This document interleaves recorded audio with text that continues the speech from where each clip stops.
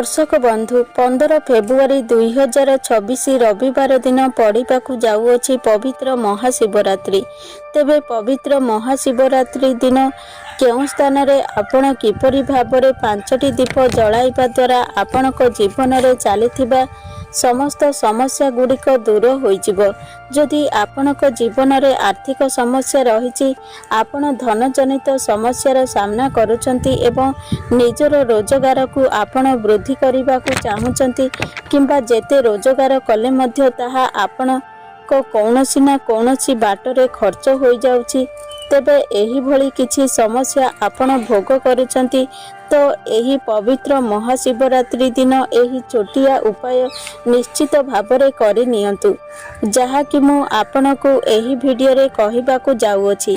तो दर्शक बंधु आपण एही 5टी दीपर उपाय पवित्र महाशिवरात्रि दिन निश्चित भावरे करंतु। एही उपायटी अत्यंत ही चमत्कारी उपाय अटे। तो दर्शक बंधु आपण माने एही पवित्र महाशिवरात्रि दिन घरर एही स्थान रे एही 5टी दीप को निश्चित जलांतु। वर्ष सारा आपणक जीवन रे धनर अभाव हेब नाही। अजना स्रोतरु आपणक घर को पैसार आगमन हेब। तो दर्शक बंधु चलित वर्ष महाशिवरात्रि 15 फेब्रुआरी 2026 रविवार दिन पढ़ाक जाऊँगी। तेबे एही दिन अनेक शुभ संजोग निर्माण होगाकू जाऊँगी, जेमिति कि आयुष्मान जोग, महालक्ष्मी जोग, धन जोग, अमृत सिद्धि भली पूरा 62 प्रकारर शुभ जोग निर्माण होगाकू जाऊँगी। दर्शक बंधु महाशिवरात्रि दिन प्रभु देवदेव महादेवंकर अत्यंत प्रिय दिन। एही दिनटी प्रभु भोला शंकर को प्रसन्न करिबा पई सर्वोत्तम बोली मना जाई थाए।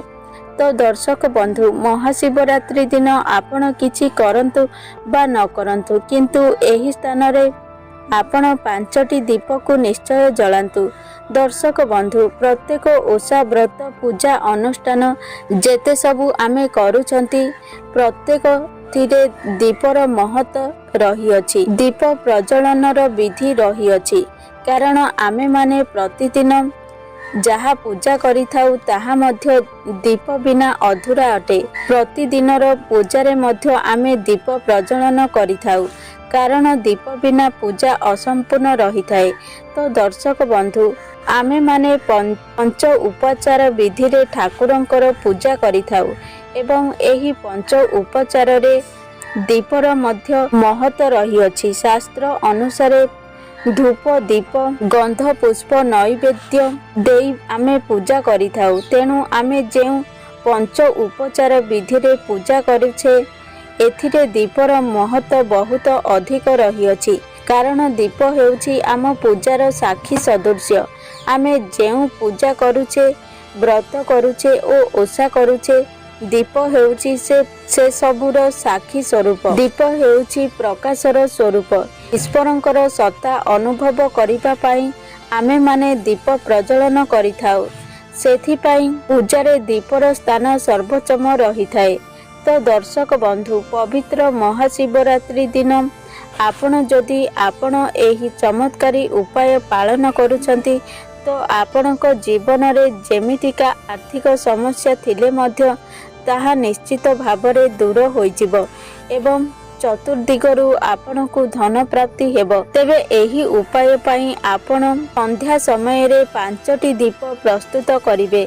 तो दर्शक बंधु सेथिपई आपण माटीर दीप मध्य व्यवहार करि परिबे। तेबे प्रत्येक दीपरे आपण राशि तेल दियंतु एवं 2टी लेखाए चलिता देई आपण दीप प्रस्तुत करंतु। एबे दीप प्रस्तुत करि सारिबा परे सेही 5टी दीप को आपण केउं स्थान रे जलाइबे। आपण निज ठाकुर घरे सेही 5टी दीप को स्थापन करंतु। सेही 5टी दीप को आपण एही भली भाबरे स्थापन करिवे जेमिति गोटिए दीपर मुख पूर्व दिग को रहिबो आउ अन्यटीर मुख पश्चिम दिग को रहिबो। गोटिए दीपर मुख उत्तर दिग को रहिबो। 4टी दीपर मझिरे आपण आउ गोटिए दीप को रखिबे। आउ जेते बेले दीप लगाइबे ତ ଦୀପ ଲଗାଇବା ପୂର୍ବରୁ ଆସନ ପ୍ରସ୍ତୁତ କରିନେବେ, କାରଣ ବିନା ଆସନରେ ଦୀପ ଜଳାଯାଇ ନଥାଏ। ବିନା ଆସନରେ ଜଳାଯାଇଥିବା ଦୀପର କୌଣସି ବି ଶୁଭ ଫଳ ମିଳିନଥାଏ। ଦୀପକୁ ସିଧାସଳଖ ତଳେ ରଖାଯାଇ ନଥାଏ। ଶାସ୍ତ୍ର ଅନୁସାରେ ଯେଉଁ ବ୍ୟକ୍ତିମାନେ ସିଧାସଳଖ ଭୂମି ଉପରେ ରଖିଥାନ୍ତି ସେହି ବ୍ୟକ୍ତିମାନେ 7 ଜନ୍ମ ପର୍ଯ୍ୟନ୍ତ ଅନ୍ଧ ହୋଇଥାନ୍ତି। ତେଣୁ ଦୀପ ପ୍ରଜ୍ୱଳନ କରିବା ପୂର୍ବରୁ ଆପଣ ଦୀପ ତଳେ କିଛି ଅରୁଆ ଚାଉଳ, କିଛି ଫୁଲ କିମ୍ବା କିଛି ପତ୍ର ମଧ୍ୟରେ ଆପଣ ଦୀପକୁ ରଖିପାରିବେ। ମାତ୍ର ସିଧାସଳଖ ଆପଣ କେବେ ବି ଭୂମି ଉପରେ ଦୀପ ରଖିବେ ନାହିଁ। ତେବେ ଆସନ ଉପରେ ଦୀପକୁ ରଖିସାରିବା ପରେ ପ୍ରତ୍ୟେକ ଦୀପରେ ଆପଣ ଗୋଟିଏ ଲେଖାଏଁ ଲବଙ୍ଗ, ଗୋଟିଏ ଲେଖାଏଁ ଗୁଜୁରାତି ଏବଂ ଅଳ୍ପ ଟିକେ କେଶର ଆପଣ ପ୍ରତ୍ୟେକ ଦୀପରେ ରଖିଦିଅନ୍ତୁ। ତାପରେ ଆପଣ ଦୀପ ପ୍ରଜ୍ୱଳନ କରିବେ। ତେବେ ମନେ ରଖିବେ, ଆପଣ ଗୋଟିଏ ଦୀପରୁ କେବେ ବି ଅନ୍ୟ ଦୀପକୁ ଜଳାଇବେ ନାହିଁ, କାରଣ ଏହିଭଳି ଭାବରେ ଦୀପ ଜଳାଯାଇ ନଥାଏ। ପ୍ରତ୍ୟେକ ଦୀପକୁ ଆପଣ ଥର ଥର କରି ଜଳାଇବେ ଏବଂ ଯେତେବେଳେ ଦୀପ ପ୍ରଜ୍ୱଳନ କରିବେ ଆପଣଙ୍କ ମନ ଭିତରେ ଯାହା ବି ମନସ୍କାମନା ରହିଛି ତାହା ଆପଣଙ୍କର ରୋଜଗାର ବୃଦ୍ଧି ପାଇଁ ହେଉ, ତାହା ଆପଣଙ୍କର ଚାକିରି ପ୍ରାପ୍ତି ପାଇଁ ହେଉ, ଚାକିରି କ୍ଷେତ୍ରରେ ପ୍ରମୋଶନ ପାଇଁ ହେଉ, ଘରେ ସୁଖ ସମୃଦ୍ଧି ପାଇଁ ହେଉ, ବିବାହ ପାଇଁ, ଏମିତି ଯାହା ବି କିଛି ଇଚ୍ଛା ଆପଣଙ୍କ ମନରେ ରହିଥିବ ଆପଣ ପ୍ରଭୁ ଭୋଳା ଶଙ୍କରଙ୍କର ନିକଟରେ ଆପଣଙ୍କର ସେହି ଇଚ୍ଛାକୁ ପ୍ରକାଶ କରିବେ। ହେ ଦେବାଦିଦେବ ମହାଦେବ, ମୁଁ ଏହି 5ଟି ଦୀପକୁ ଆପଣଙ୍କ ଉଦ୍ଦେଶ୍ୟରେ ସମର୍ପିତ କରୁଛି।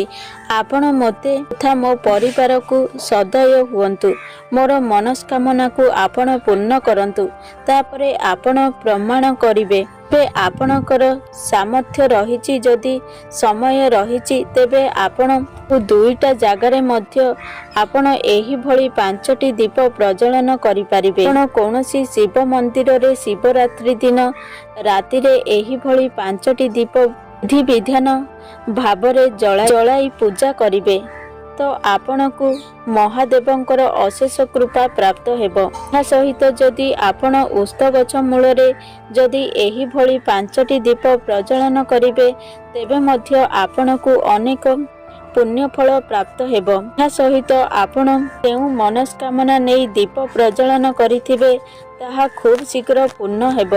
ତ ଆପଣ ଚେଷ୍ଟା କରନ୍ତୁ ଏହି 3ଟି ସ୍ଥାନରେ ମହାଶିବରାତ୍ରି ଦିନ ଦୀପ ପ୍ରଜ୍ୱଳନ କରିବା ପାଇଁ। ଗୋଟିଏ ଆପଣଙ୍କର ଠାକୁର ଘର, ଆଉ ଗୋଟିଏ ହେଉଛି ଶିବ ମନ୍ଦିର, ଅନ୍ୟଟି ହେଉଛି ଓସ୍ତ ଗଛ ମୂଳରେ। ଯଦି ଆପଣ ମହାଶିବରାତ୍ରି ଦିନ ଏହି 3ଟି ସ୍ଥାନରେ 5ଟି ଦୀପ ଜଳାନ୍ତି, ଆପଣଙ୍କର ଯେମିତିକା ଆର୍ଥିକ ସମସ୍ୟା ହୋଇଥାଉ ନା କାହିଁକି ତାହା ନିଶ୍ଚିତ ଭାବରେ ଖୁବ୍ ଶୀଘ୍ର ଦୂର ହୋଇଯିବ। ନିଶ୍ଚିତ ଭାବରେ ଏହି ସହଜ ଉପାୟକୁ ମହାଶିବରାତ୍ରି ଦିନ କରନ୍ତୁ। ଦେଖିବେ ଆପଣଙ୍କ ଜୀବନରେ ସମସ୍ତ ସମସ୍ୟା ଦୂର ହେବ।